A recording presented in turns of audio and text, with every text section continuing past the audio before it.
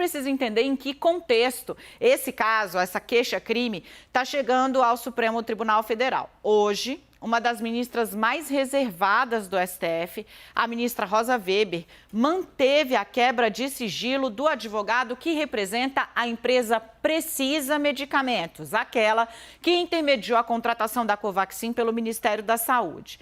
Ao dizer que a CPI tem sim o direito de investigar os negócios do advogado, a ministra Rosa Weber afirmou o seguinte: há suspeitas graves sobre o processo de aquisição da vacina Covaxin. Cássio Zeiman, gurizinho, bem-vindo, conta pra gente.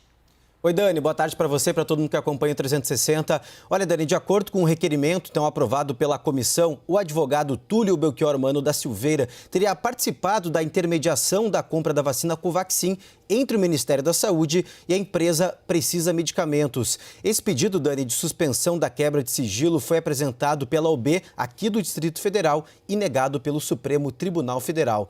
Vamos conversar então com a repórter Raquel Vargas, que vai trazer para a gente todos os detalhes sobre essa decisão da ministra Rosa Weber de manter a quebra de sigilo do advogado que representa a Precisa Medicamentos. Ô Raquel, boa tarde para você. Oi, Cássio, muito boa tarde para você e a todos que nos acompanham. Decisão importantíssima para a CPI da pandemia.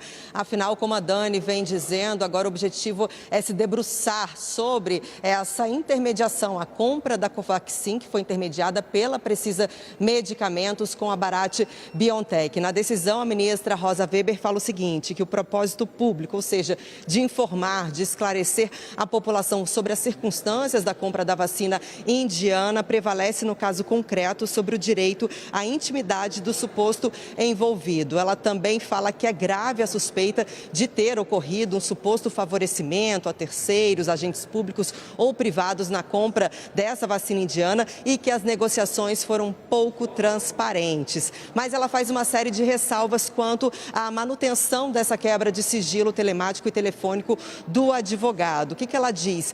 Que a CPI, ela em posse dessas quebras, desses dados, ela deve preservar a confidencialidade dos dados em questão.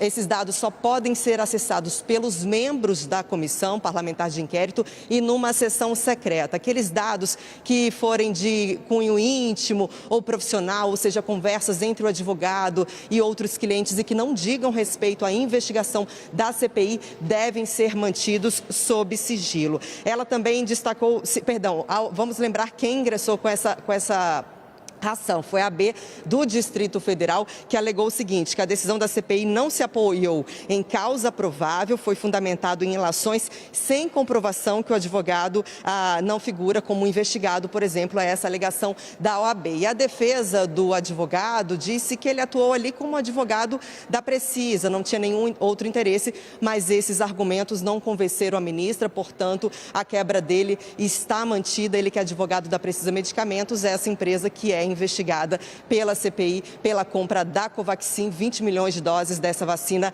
indiana. Lembrando que Francisco Maximiano depõe nesta semana na CPI. Agora, um fato interessante é a decisão da ministra, por se tratar de um advogado, vai no sentido contrário do que decidiu o ministro Dias Toffoli, ele que suspendeu a quebra do sigilo do advogado Zoser Plata, ele que foi assessor jurídico do ex-ministro da Saúde, Eduardo Pazuello, inclusive ajudou o Pazuello a se preparar quando ele foi depor na CPI da pandemia. Volto com vocês no estúdio.